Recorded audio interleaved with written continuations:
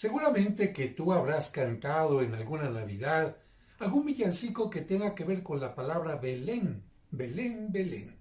Precisamente por esto, porque a veces no sabemos lo que significa el nombre y no recordamos los eventos que la Sagrada Escritura nos muestra sucedidos en este lugar. Hoy quiero dedicar este espacio para hablar de Belén. ¿Y qué te parece si comenzamos hablando sobre el significado?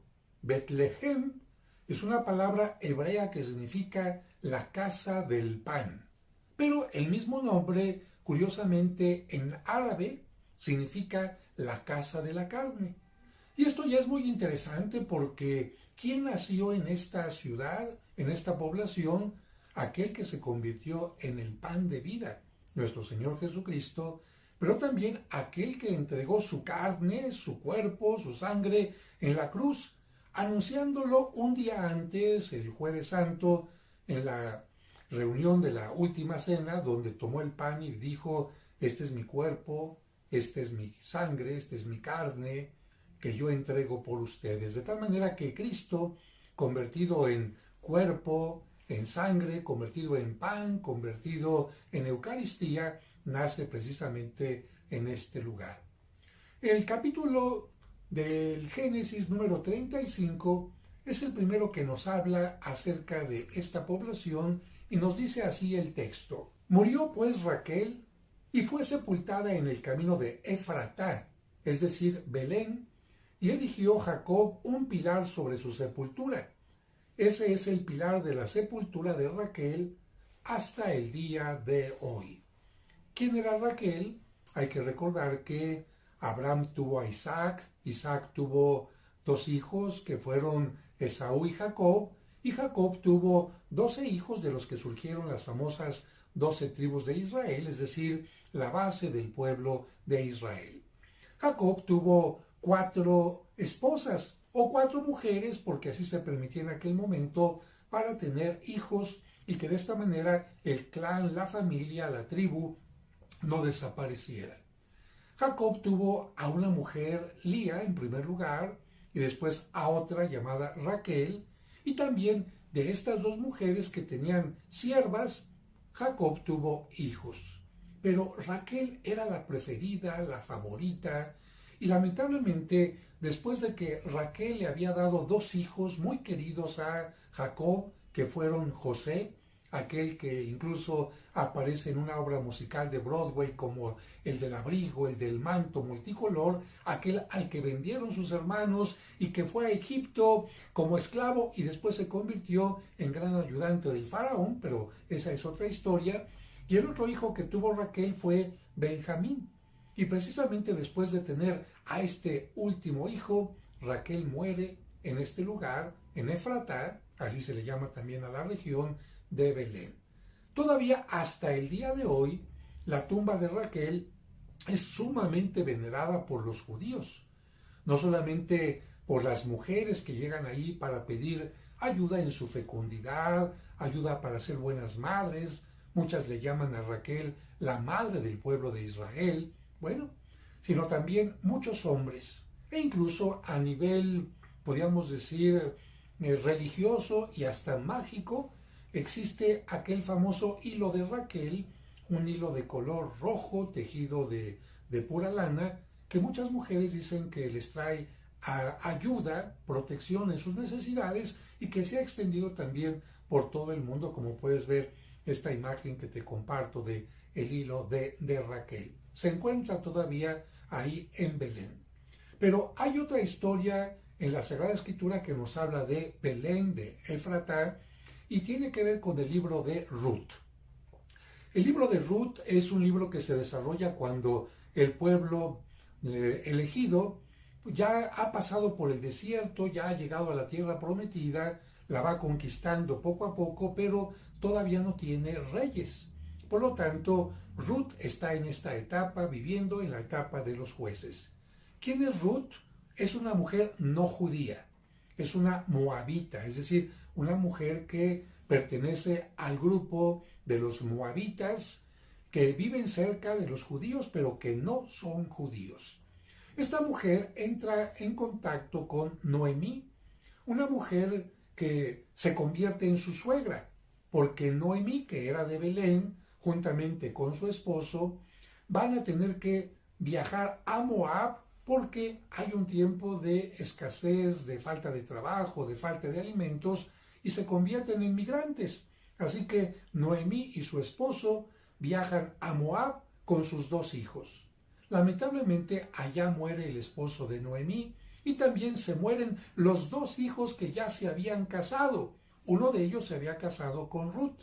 Y las nueras, como no habían tenido hijos, tenían la oportunidad, la libertad para regresar con su familia y dejar por lo tanto a Noemí totalmente sola. Ahí es donde Ruth se convierte en la nuera más amorosa que exista, acompaña a Noemí en todo y le dice: a donde vayas tú iré yo y tu Dios será mi Dios. Estamos hablando de una conversión de una moabita al pueblo elegido.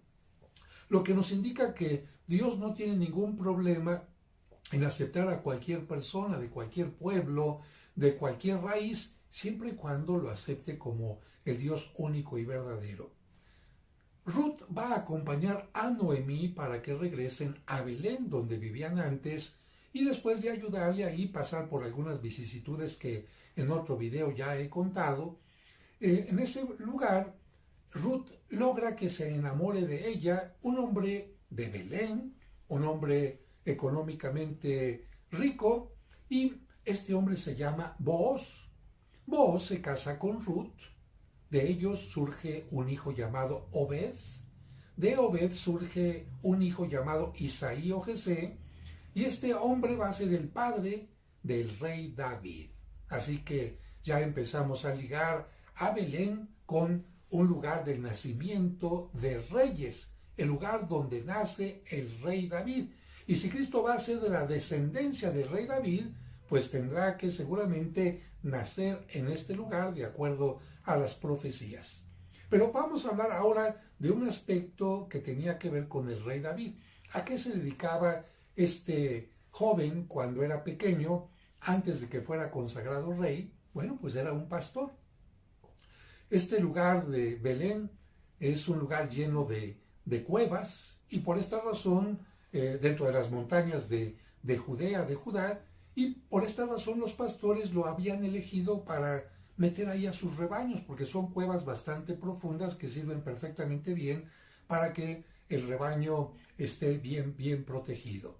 Esto hizo que David, precisamente por ser pastor, manejara perfectamente la onda con la cual llegó incluso a vencer al famoso gigante Goliat, y fuera una persona valiente, una persona astuta, y que al mismo tiempo tuviera un corazón, digamos, sensible, porque alguien que está al frente de las ovejas, que tiene cuidado de ellas, forzosamente tiene que tener un corazón sensible. Pues bien, este pequeñito es elegido por Dios y consagrado por Samuel como el segundo rey de Israel, y se convierte en uno de los más importantes que va a tener el pueblo elegido.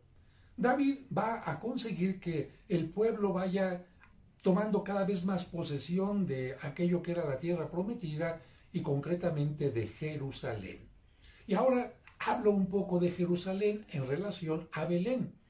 Fíjate que Belén está solamente a 9 kilómetros de Jerusalén. 9 kilómetros de Jerusalén, más o menos a 150 kilómetros de Nazaret, que es donde vivía la Virgen María, San José y el niño Jesucristo. A partir de que David toma posesión de esta zona de Jerusalén, los judíos van a tener que celebrar la Pascua en Jerusalén. Y cada año, hasta el día de hoy, los judíos quieren celebrar la Pascua en Jerusalén, que es el lugar más sagrado, la capital más sagrada para los judíos. Ahora, en esta celebración de Pascua, y vamos a ligar ahora Pascua, Jerusalén, Belén, vamos a ligarlos. ¿Por qué? Porque recordarás que para que el pueblo judío pudiera salir a la libertad cuando se encontraba en Egipto, Dios les pidió que por familia o por grupo sacrificaran un cordero, lo desangraran perfectamente, con la sangre marcaran las puertas de las casas donde estaban ellos, para que esa noche el ángel exterminador que iba a acabar con todos los primogénitos, acabara con los primogénitos egipcios, pero no con los judíos. Así que sacrifican el cordero, se comen la carne asada, y esta es una señal del amor de Dios, del paso de Dios por el pueblo de Israel, por el pueblo egipcio, y una señal de que Dios quiere a su pueblo libre, un pueblo libre al que va a conducir a la tierra prometida. Pues para recordar precisamente este acontecimiento de la Pascua, que significa el paso de Dios, el salto de Dios, y el paso de el pueblo también a la libertad, el pueblo tiene que cada año repetir este hecho. Para que me entiendas un poquito, porque así actuamos los humanos. Para recordar algún evento del pasado, a veces como que lo repetimos. Por ejemplo, cada vez que en México celebramos el inicio de nuestra independencia, pues el presidente en turno repite el grito de Dolores. Es una forma de recordar lo que estamos viviendo actualmente, la libertad. Pues bien, los judíos también cada año celebran la Pascua, y en tiempo de Cristo, y todavía hasta el día de hoy muchos de ellos lo siguen haciendo, tienen que sacrificar un cordero y comerse este animal asado. Ahora viene la gran pregunta: si cada familia, si cada grupo que llegaba a Jerusalén tenía que sacrificar un cordero, si tú vivieras muchos kilómetros lejos de Jerusalén, ¿te dedicarías en primer lugar a criar solamente un corderito? Es complicado si no eres un pastor, si no conoces la forma de alimentar, de cuidar a los corderitos, y después llevar cargando a ese animalito desde donde vives hasta Jerusalén cada año. Bueno, es complicado porque además las reglas exigían que el cordero no tenía que tener un solo hueso roto. Así que más cuidado sobre los animalitos. Así que si la mayoría de la gente no lo podía hacer, tenía que haber un grupo que se dedicara a criar estos corderos, estos borreguitos, y cerca precisamente de Jerusalén. Y creo que ya estás adivinando. ¿Cuál crees que era el lugar donde cientos de pastores se dedicaban a criar cientos y cientos de corderitos para que cuando llegara la Pascua todo el mundo pudiera tener uno? Precisamente en Belén. Ahí en Belén nacen los corderitos que van a ser sacrificados. ¿Dónde? ¿En Belén? No, van a ser sacrificados en Jerusalén. Otra unión muy interesante con Cristo, porque Cristo, como aquellos corderitos, nace en Belén para morir sacrificado. ¿Dónde? En Jerusalén. Los pastores llegaban, especialmente en las festividades religiosas, al templo de Jerusalén que construyó Salomón, y ahí afuera del templo estaban ofreciendo su servicio. Allí había una gran cantidad de vendedores de animales, porque el ritual judío exigía en ocasiones el sacrificio de una tórtola, de palomas, de un cordero y de un cabrito y otros animales más. Así que en las cercanías de la Pascua, particularmente desde Belén, llegaban todos los pastores con una gran cantidad de animalitos y rodeaban todo el templo, cosa que en algún momento se escapaba de sus manos, y sobre todo los más mañosos lo que hacían era invadir partes del templo, al igual que los cambistas, los que cambiaban el dinero, porque también había gente que necesitaba cambiar moneda para poder comprar estos animalitos, y es lo que a Cristo no le gustó. Cristo entendía que era importante el sacrificio, era importante cumplir con las leyes judías, pero eso de que se invadiera este servicio o este comercio en un área importante del templo no era conveniente. Pero bueno, entonces ya estamos hablando de una tierra de reyes, Belén, y una tierra de pastores.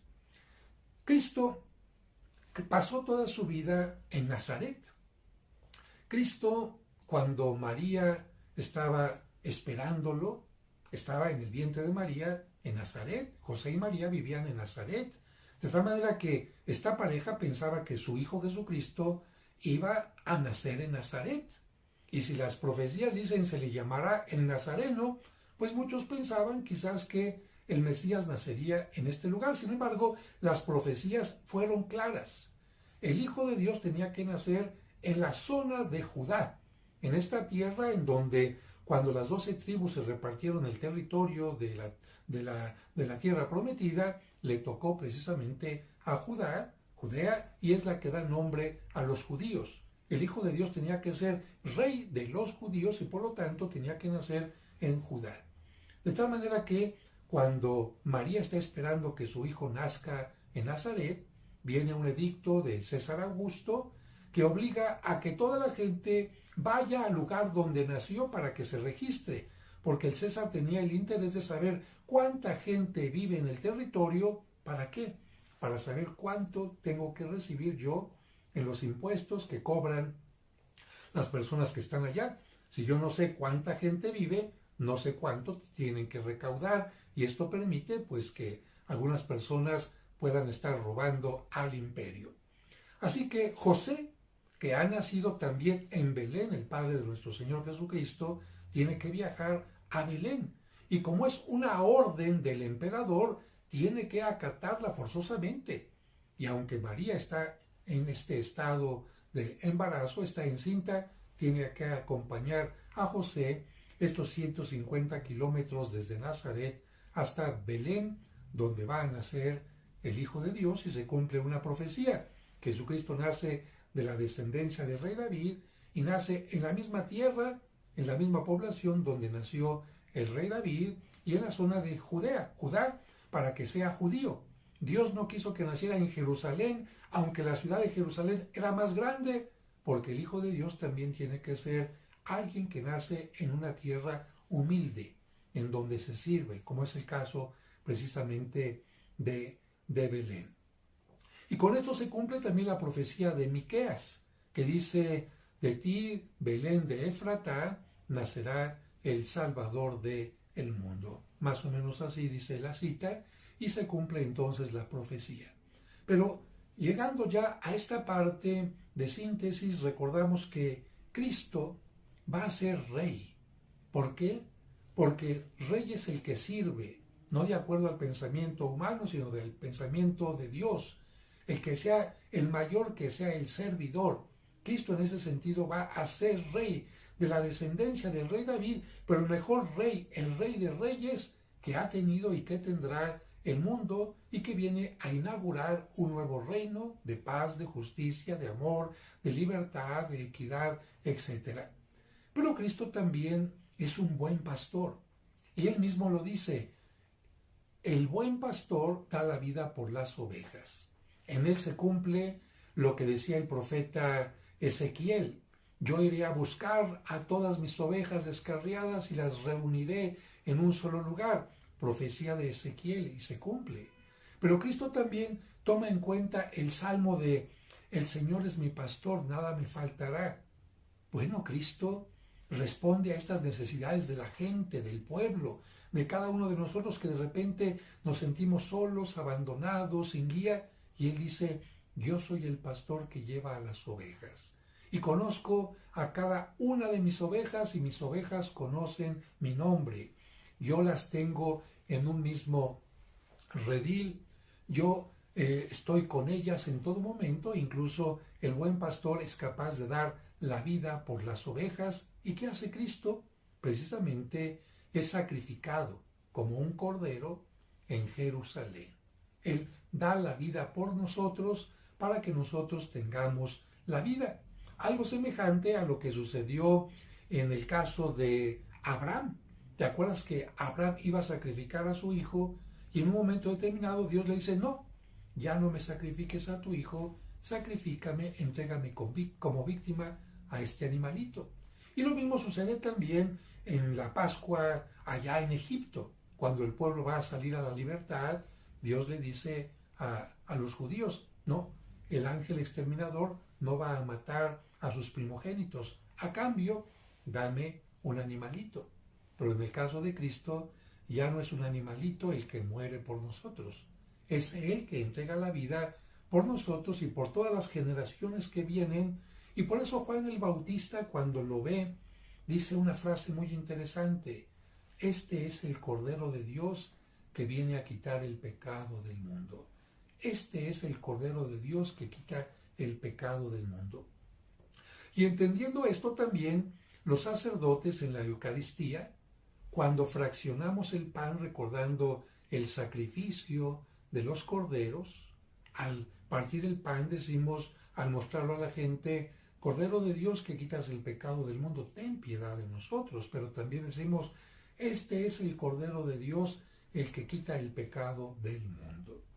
De tal manera que es importante entender esta relación de Belén con reyes, con corderos, con pastores.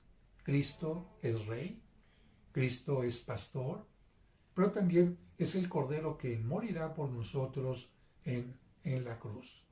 Y finalmente tengo que decir que en muchas de las pinturas que se hacen de la adoración de los pastores a el niño Dios, no falta precisamente un pastor que lleva una oveja cargada en los hombros en relación a ese niño que están haciendo, para que el que vea la pintura diga: este niño es el maestro de todos los pastores que están aquí. Este niño es el que va a ir por la oveja perdida, es el que la va a traer bajo sus hombros. Y ese Cristo es el ser humano, siendo Dios, pero ser humano que convivió con pecadores, no para hacerse pecador, sino para, como pastor, cargarlos bajo sus hombros y llevarlos al redil. Y decimos que esa cruz que Cristo carga representa a todas las ovejas descarriadas que con su vida, con su nacimiento, vino a salvar.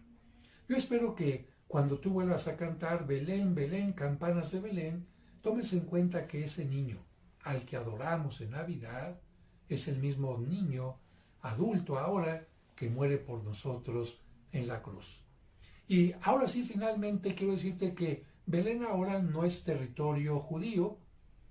Belén actualmente se encuentra en Cisjordania, por lo tanto es un terreno palestino, y esto ha ocasionado lamentablemente la salida de los cristianos, incluso de los cristianos católicos, porque hay cristianos ortodoxos, cristianos católicos. Cuando Belén tenía casi un 100% o un 90% por lo menos de habitantes cristianos, ¿qué pasó cuando se construye este muro que divide la parte israelí de la parte palestina de Cisjordania?